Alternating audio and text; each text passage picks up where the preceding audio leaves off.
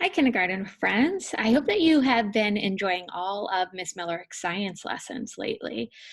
This is going to be the last video lesson for you, but if you know how to get to Miss Millerick's YouTube lessons, you will see a lot of new lessons for you from last year.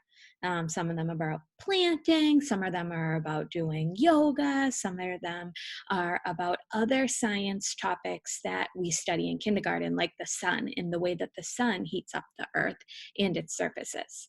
So I just want to let you know that you will see me next year for science, but today this is your last video lesson. So I've had so much fun with you guys. I just wanted to say that.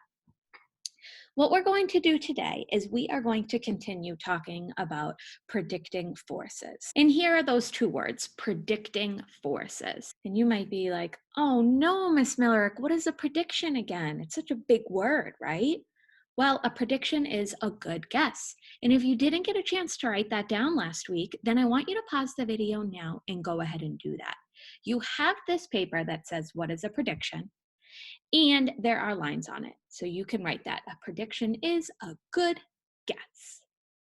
If you already did that last week, fabulous job. Let's keep going. What does this mean? It's a sign. Usually it's on a pole, and it's probably twice the height as you. It's not too high. Do you know what the word says, or do you know what the color means? Stop, right? Today, we are going to be predicting forces of a rolling object again. I'm going to use a car, but you can use any rolling object just like you did last week. And we are going to explore this mystery question right behind Miss Millerick. It says, will it stop the car? And we have a car and a stop sign, and then there are a bunch of different materials. Now, Miss Millerick has the materials on the poster back there, and I will explain them in a moment. When you hear me explaining them, if you don't have these materials at your house, that's okay. You can use different ones. This is your investigation, so I really want you to try your best to do what makes you happy and use the toys or the materials that you want to explore with, okay? Now, the first object on that poster, it's outlined in orange, is a piece of paper. We are going to figure out today if a piece of paper can stop a toy car. The one below that looks like a cloud. It's actually a cotton ball. We are going to find out if a cotton ball can stop a toy car or not. In the middle, there's a book. I grabbed this book right here. It's a hardcover, which is important to note. Then the green thing is a sponge. Kind of a thick sponge, but it's dry. It's not wet. That's another important thing to note. And then the last one is a block. Okay? And it's made out of plastic. Now, you probably heard Miss Millerick just now explain the different materials or the different ways that these materials are set up. That's something that a really good scientist thinks about when they make predictions. So today, what I want you to do first, before you start running around looking for different objects for your investigation, is to grab your science packet. About halfway through your science packet is a worksheet that looks like this, and at the top it says, will it stop the car? And then all of those 5 materials that I just named are over here. If you don't have those materials, you could just cross it out, okay? Or you could draw a picture of something new over it. What I would do is I would rip this out. And the reason I would do that is because you see a lot of yeses and nos, right? Everybody take a look at your paper. Do you see a lot of yeses and nos? Yeah, we only want to look at one at a time. So I like to fold my paper right here in between where it says my prediction and what happened. I'll show you what I mean. So if you fold your paper like a hot dog right down the middle, you will only be able to see my prediction.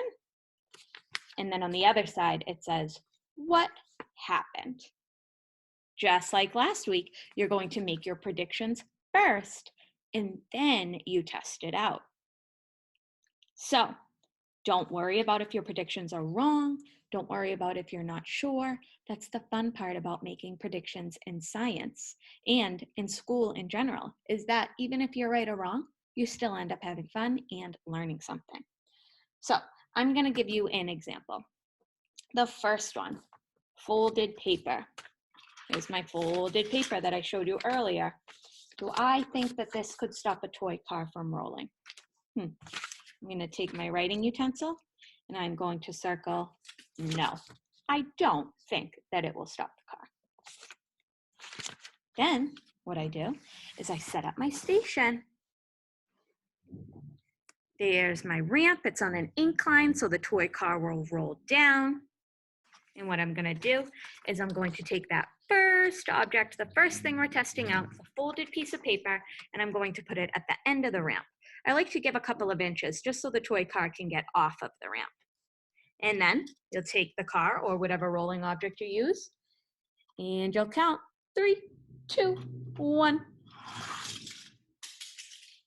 Did this folded piece of paper stop the car? So on the other side, right here, it says what happened? Yes or no? Did it stop the car?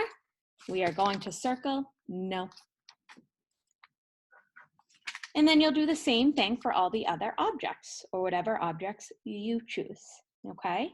When you're done, you'll open it up and you'll see, oh, some of them I guessed correctly, some of them I guessed incorrectly, and it's okay. At least you learned something.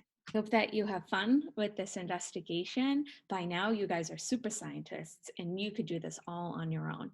I can't wait to see what you learn, and feel free to send Miss Millerick pictures. I'll see you guys so soon.